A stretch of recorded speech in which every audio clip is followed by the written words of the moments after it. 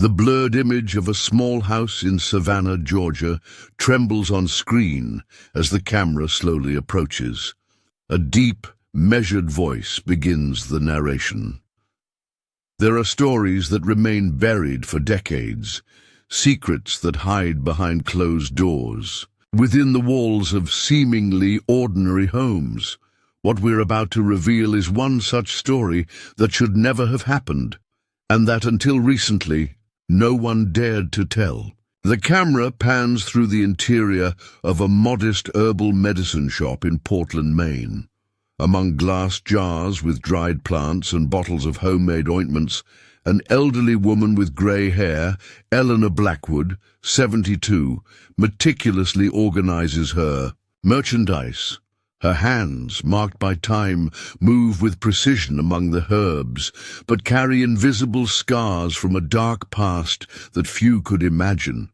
For an entire decade, the person I loved most in this world, the one I brought into life and raised, with all my heart, violated me daily while I lay there paralyzed, unable to lift my left arm to defend myself. My own son raped me for 10 years. And the cruelest part, he did this while pretending to care for me. Eleanor Blackwood is not just the kind herb lady known to local residents.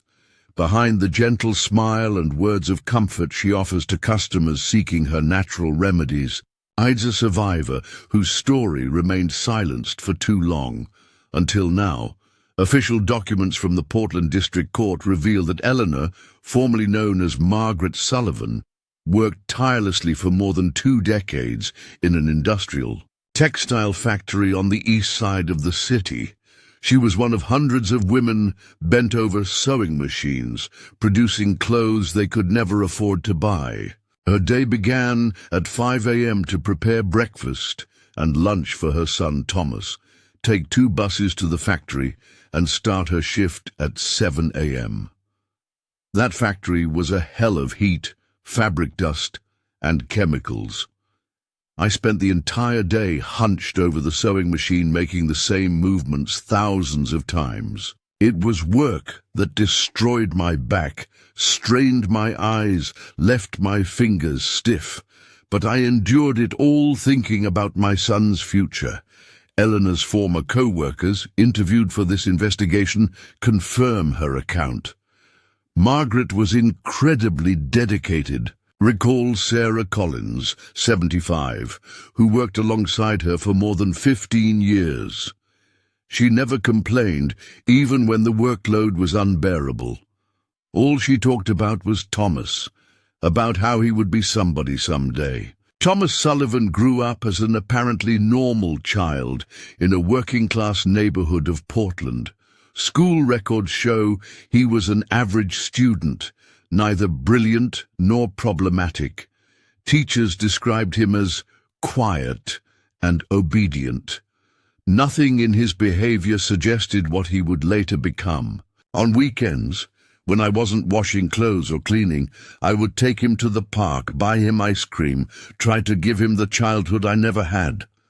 I saved every penny to buy school supplies, good clothes, new shoes when his feet grew. Eleanor's life changed dramatically on March 15, 1998. Medical records from Portland Memorial Hospital reveal that she suffered a stroke while working at the factory, a cerebral hemorrhage that paralyzed the left side of her body. It was at this moment that her existence divided into a before and an after, and when the true nightmare began. When I woke up, I was in the hospital with a bunch of machines connected to me. The doctor explained that I had suffered a stroke. The left side of my body was completely numb. I couldn't properly move my left arm or leg. That's when my life turned into complete hell. After being discharged from the hospital, Eleanor became entirely dependent on her son, then 22 years old. Thomas Sullivan, according to multiple sources, presented himself to the outside world as the perfect example of filial devotion, a young man who had given up his personal life to take care of his paralyzed mother. The first days at home were normal. He helped me with care, took me to the bathroom, fed me, helped me bathe. I felt grateful to have such a caring son. But then the changes began. Our investigation uncovered that Thomas systematically isolated Eleanor from any outside help.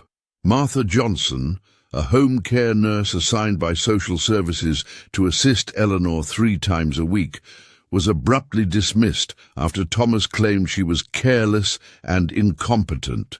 He said he couldn't let anyone else take care of me because only he knew how to do it right.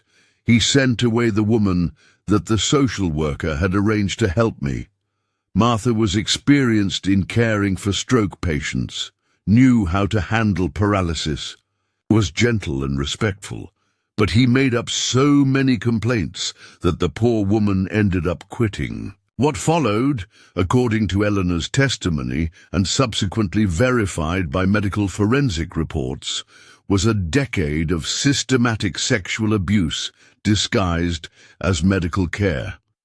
He started saying I was very dirty, that I needed longer baths, that he had to clean me better because no one else would do it with the necessary care. The baths that used to last 10 minutes with Martha started to last more than an hour with him. His hands lingered on certain parts of my body, always with these excuses of deep cleaning. Thomas Sullivan maintained complete control over every aspect of Eleanor's life. The visits she could receive, the medication she took, the food she ate, the TV programs she watched. He effectively cut her off from the outside world, telling neighbors and former colleagues that she was too fragile to receive visitors, that the doctor had recommended absolute rest. He isolated us completely from the world. He wouldn't even let the neighbors come in to see me.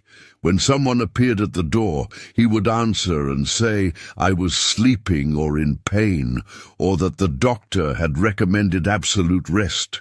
He always invented a different excuse to keep people away. For 10 years, Eleanor endured this living hell, trapped in her own body, dependent on her abuser for everything from eating to basic hygiene. The psychological manipulation was equally devastating. He would say, "Mum, you depend on me for everything. If I'm not here, who will take care of you? Who will feed you, take you to the bathroom, give you medicine? Who will have patience with a paralytic like you?" He said this while touching me inappropriately, as if it were the most normal thing in the world. But when did Thomas Sullivan's behavior begin to change? Our investigation looked deeper into his past. Former classmates, interviewed under condition of anonymity, recalled subtle warning signs that went unnoticed at the time. "He had this way of looking at girls that made us uncomfortable," said one woman who attended high school with him. "Nothing you could really put your finger on, but there was something off about it." Another former classmate remembered an incident at a school dance when Thomas was 16. He wouldn't take no for an answer when he asked this girl to dance. The teachers had to intervene. It was brushed off as teenage awkwardness, but looking back, it was more than that. Eleanor herself noticed changes in her son's behavior when he turned 18. I began to notice strange changes in his behavior. First, it was the looks. He would stare at me in a different way, especially when I was changing clothes or coming out of the shower. They were lingering looks that made me uncomfortable, but I tried to ignore them. The inappropriate touching began gradually.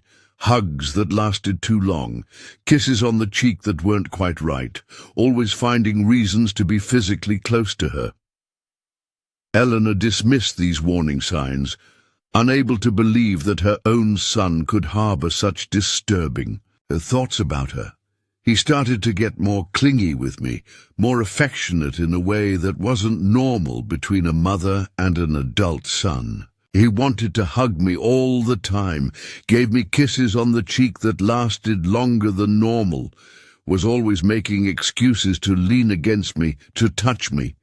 One night before her stroke, Thomas, slightly intoxicated, tried to sleep in Eleanor's bed, claiming he had had a nightmare.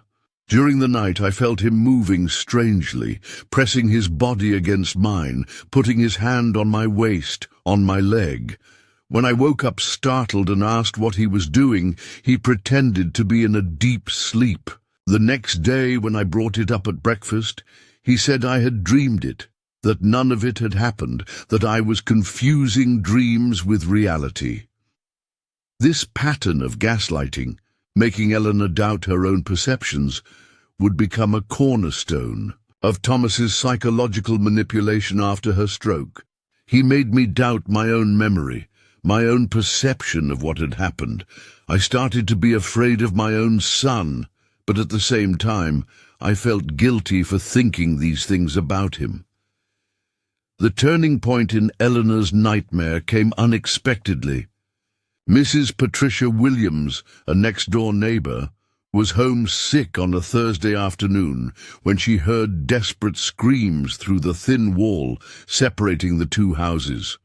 I screamed with a strength I didn't know I had. I screamed for help until my voice disappeared. Mrs. Williams heard the screams and came knocking on the door to see if everything was okay. Despite Thomas's attempts to dismiss the situation as a pain crisis, Mrs. Williams insisted on seeing Eleanor.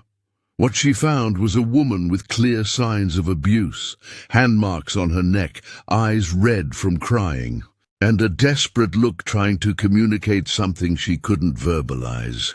I knew something was terribly wrong the moment I saw her, Mrs. Williams told our investigative team. The fear in her eyes. I'll never forget it as long as I live. She was trying to tell me something but couldn't get the words out. I just knew I had to get help immediately. At Portland Memorial Hospital, Dr. Richard Martinez noticed inconsistencies in Eleanor's physical condition that didn't match the story of excellent home care Thomas had been presenting to the world. When he managed to examine Eleanor alone, away from her son's watchful eyes, the horrifying truth began to emerge.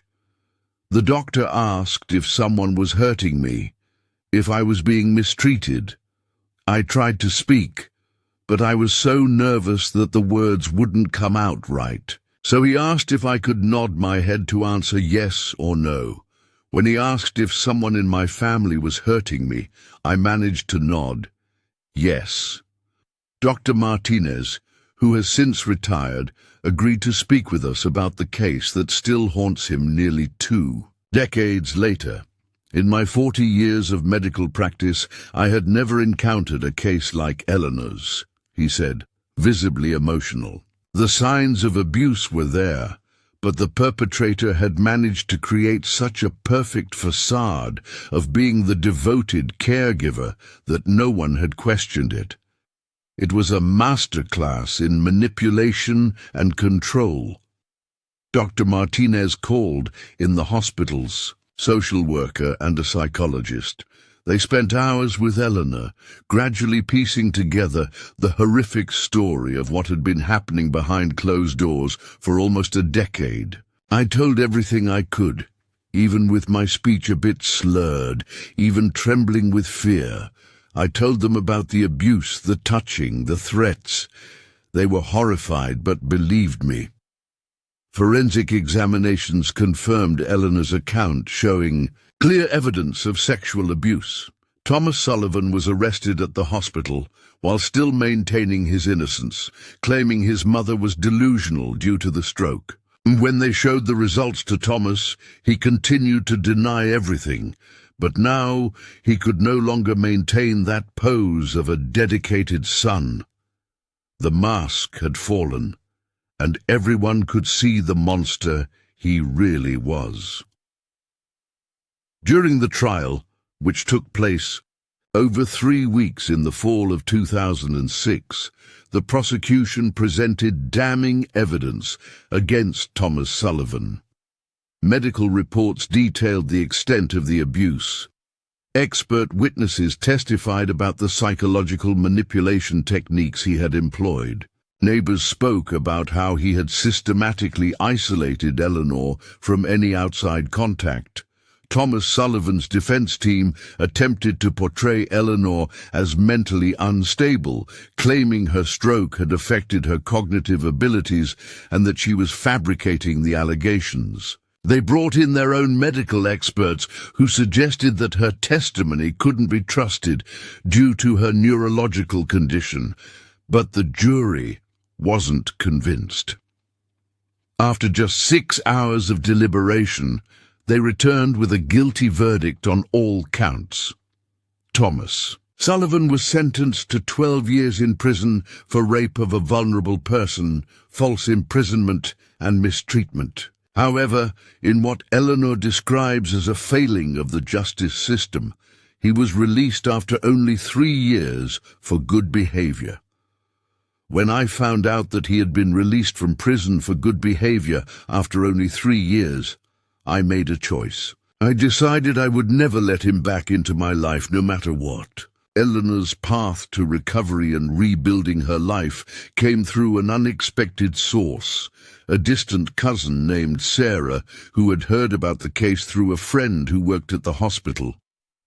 Sarah had a house with a room on the ground floor. She had adapted it for me with support bars in the bathroom, a lower bed so I could sit alone, a wheelchair for me to move around the house. For the first time in 8 years, I was in a place where I could be sure that no one would hurt me. Sarah Montgomery, now 65, remembers the day she decided to take in her long-lost cousin. I hadn't seen Eleanor in over 20 years, she told us. Our families had drifted apart after a disagreement between our parents, but when I heard what had happened to her, I knew I had to help. Family is family, and she had no one else. The early days of Eleanor's recovery were challenging. Years of abuse had left deep physical and psychological scars. The first days at Sarah's house were strange. I was so afraid that any noise made me jump with fright. When she came close to help me with something, I would automatically shrink, expecting to be attacked. My body had engraved the fear in a way that even those who wanted to help me scared me. Through intensive physical therapy with a specialist named Melissa Johnson, Eleanor gradually regained movement in her left side. The first breakthrough came after 3 months of therapy. During an exercise trying to reach an object that Melissa had placed on the table, my left hand moved by itself for the first time since the stroke. It was just a small movement, the fingers closing a little, but I started crying with emotion. Melissa Johnson, who still runs a physical therapy practice in Portland, remembers Eleanor as one of her most determined patients. What Eleanor achieved was nothing short of miraculous, Melissa told us. It wasn't just the physical recovery, though that was remarkable in itself. It was her spirit. She had been through hell, yet she showed up every day ready to work, ready to fight for her independence. Psychological treatment with Dr. Jennifer Harrison helped Eleanor understand that she was not to blame for what had happened to her. She explained that what Thomas did to me had a name: sexual violence, abuse of a vulnerable person, false imprisonment, that it wasn't care or love or anything that resembled it, that he had used my physical dependency to satisfy his sick desires, and that this was a serious crime, no matter if he was my son or not. Dr. Harrison, who specializes in trauma recovery, explained to us the particular challenges that Eleanor faced. Survivors of familial abuse often struggle with complex feelings of guilt and shame, she said. In Eleanor's case, this was compounded. by the fact that her abuser was her son, someone she had raised, loved, and sacrificed for. Helping her understand that none of this was her fault was a crucial first step in her healing journey. Eleanor found a new purpose in life through a course on medicinal herbs taught by a neighborhood herbalist named Carmen Ramirez. The course was a wonderful discovery. I learned about dozens of plants, their effects, how to prepare teas, homemade ointments, syrups. The teacher, Miss Carmen, said I had a gift for dealing with plants, that my hand was good for making remedies. It was the first time in a long time that someone had praised some ability of mine that made me feel useful again. Carmen Ramirez, now in her 80s, still remembers Eleanor as one of her most gifted students. There are some people who just have a natural connection with plants, Carmen told us. Eleanor was one of those people. She understood intuitively which herbs would work for different ailments. It was as if the plants spoke to her, and she listened. With her newfound knowledge, Eleanor opened a small natural products store near Forsyth Park in downtown Portland, selling medicinal herbs, teas, and homemade ointments that she prepared herself. The business grew so much that I couldn't handle it alone. I had to hire Sylvia, a young woman who helped me with sales and loved to learn about medicinal plants. My store became known throughout the city. Sylvia Andrews, who worked with Eleanor for over 15 years and now runs her own herbal shop in a neighboring town, credits Eleanor with changing the course of her life. I was just looking for a part-time job when I applied to work at Eleanor's shop, Sylvia said. I had no idea it would turn into a calling. Eleanor taught me everything I know about herbalism, but more than that, she taught me about resilience, about how to face life's darkest moments and still find beauty in the world. Eleanor's shop, Nature's Healing, became more than just a business. It became a sanctuary for those seeking both physical remedies and emotional healing.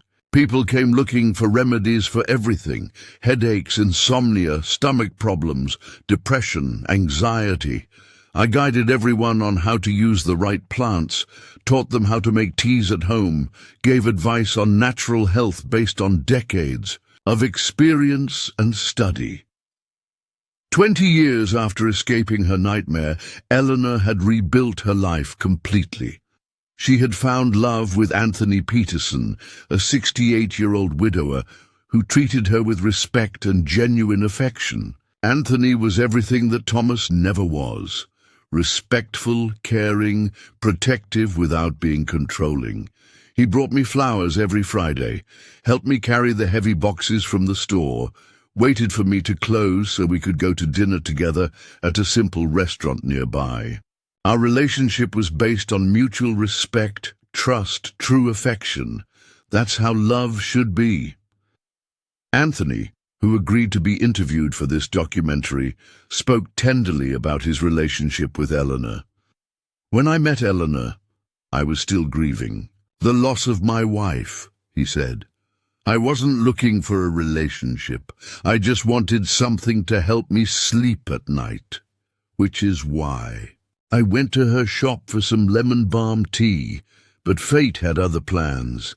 There was something about her strength, her kindness, despite everything she'd been through, that drew me to her.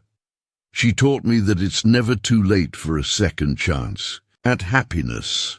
Eleanor had also created a support group for women who had experienced abuse, particularly those with disabilities. Every Tuesday after I closed the store, we would meet in the back room to talk, share experiences, give strength to each other.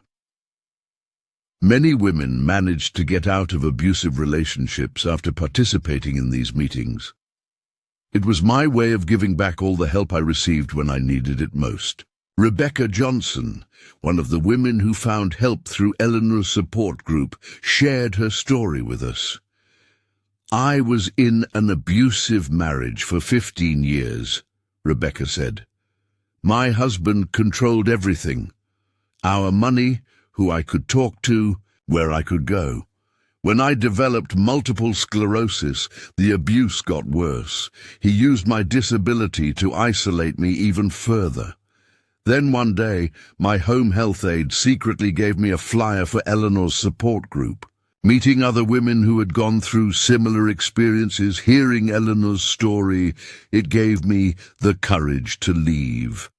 I wouldn't be alive today if it weren't for her. The final confrontation with her past came unexpectedly when Thomas, now suffering from multiple sclerosis and physically dependent himself, appeared at her store seeking help. It was Thomas, but not the strong, domineering man who had violated me for a decade. There at the door of my store was a broken man, thin with yellowish skin, walking with great difficulty, leaning on a cane.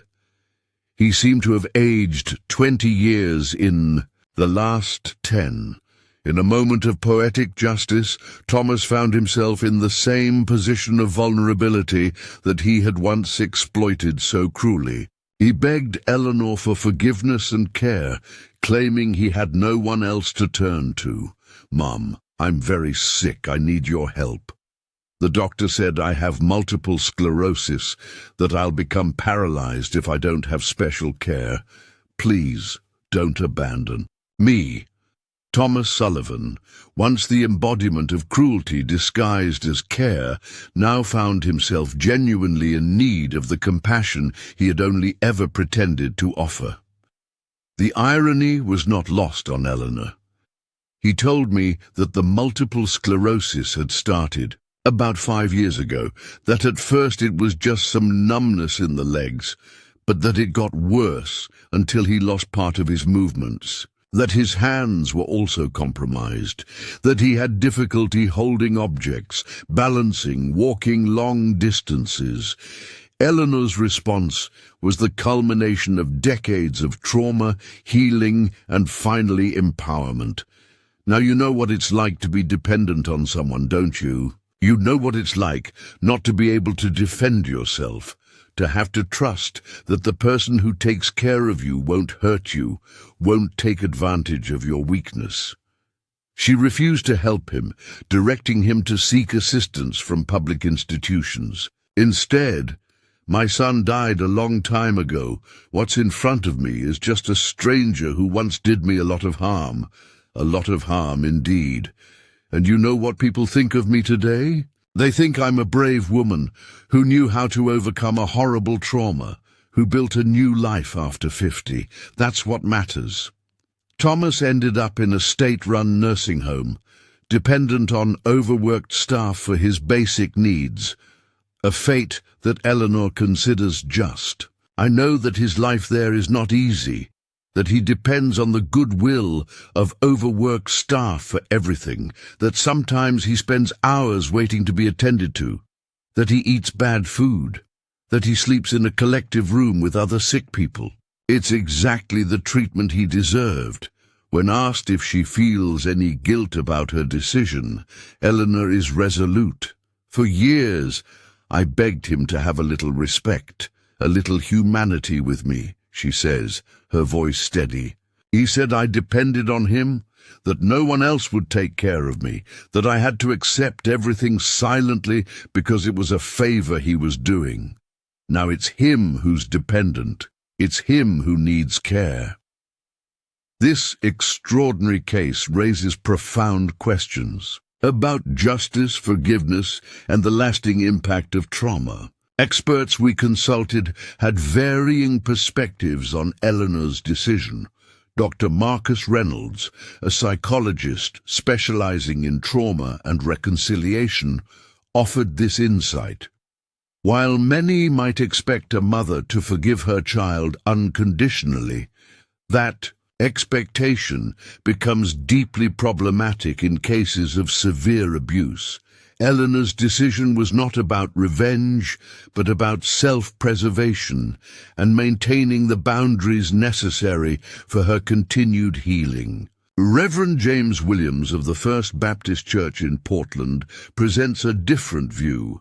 Forgiveness doesn't necessarily mean reconciliation or placing oneself in harm's way again. Eleanor can forgive Thomas from a distance without allowing him back into her life. Today, at 72, Eleanor Blackwood is a testament to resilience and the human capacity to rebuild after unimaginable trauma. Her store thrives, she has a loving relationship with Anthony, and her support group continues to help others escape abusive situations. My story proves that no matter how old you are, no matter how many traumas you've suffered, no matter how many times you've fallen, it's always possible to start again. The important thing is to never give up, to seek help when you need it, to believe that you deserve good things in life, that you deserve respect, affection, dignity. Eleanor's journey from victim to survivor to advocate exemplifies the human spirit's remarkable capacity for resilience. She has not only rebuilt her own life, but dedicated herself to helping others find their way out of darkness. I created an informal support group for women with disabilities that has already helped dozens of people report abuse, get out of toxic relationships, and rebuild their lives with dignity. Every week, I receive messages from women who manage to free themselves from horrible situations after participating in our meetings. It's my way of transforming pain into purpose, trauma into life mission. The impact of Eleanor's work extends far beyond the walls of her herbal shop. Local law enforcement and healthcare providers now regularly refer abuse survivors to her support group. She has consulted on the development of training programs for medical professionals to better identify signs of abuse in patients with disabilities. She has even testified before state legislators about the need for stronger protections for vulnerable adults. Detective Maria Rodriguez of the Portland Police Department's Special Victims Unit credits Eleanor with helping to change how law enforcement approaches cases involving disabled victims. Before Eleanor's case, there was a tendency to dismiss allegations from stroke survivors or people with cognitive impairments, Detective Rodriguez told us. Her case was a wake-up call. It showed us that predators specifically target people they think won't be believed, and that we need to work harder to hear these voices. Eleanor has also become an advocate for reform in the criminal justice system, particularly regarding early release policies for perpetrators of sexual violence. Thomas was sentenced to 12 years in prison for rape of a vulnerable person, false imprisonment and mistreatment. But what I didn't imagine is that the American prison system is a joke.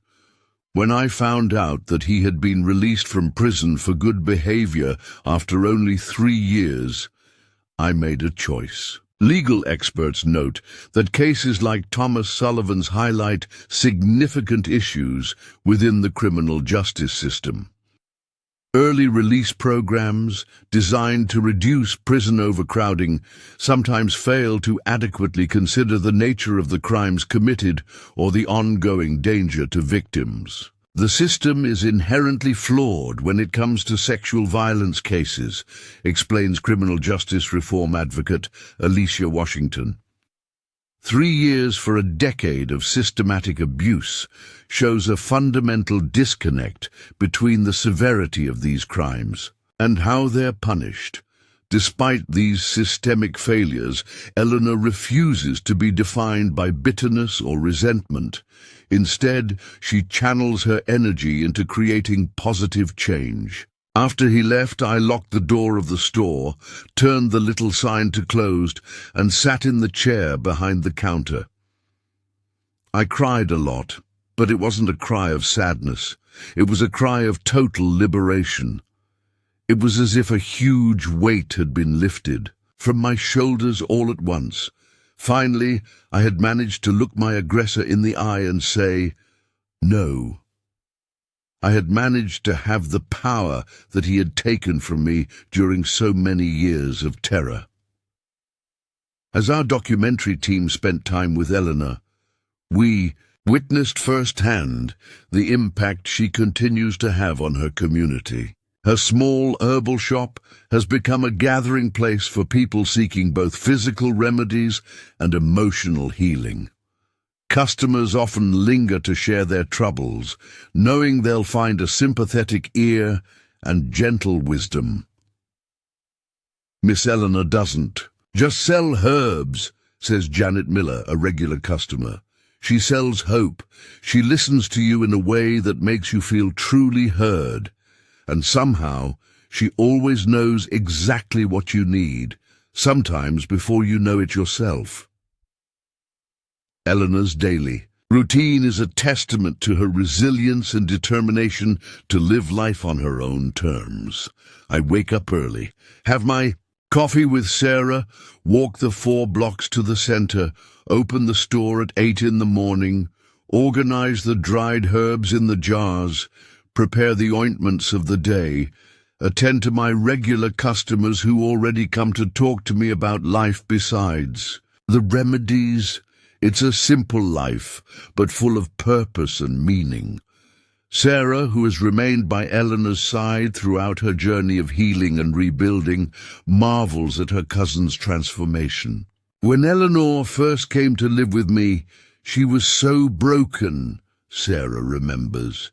She would jump at the slightest sound, couldn't bear to be touched, had nightmares almost every night. To see her now, strong, confident, helping others, it's nothing short of miraculous. Anthony, Eleanor's partner of nearly 15 years, agrees. Eleanor is the strongest person I've ever known, he says. Most people would have been destroyed by what she went through, but she found a way not just to survive, but to thrive. She inspires me every day.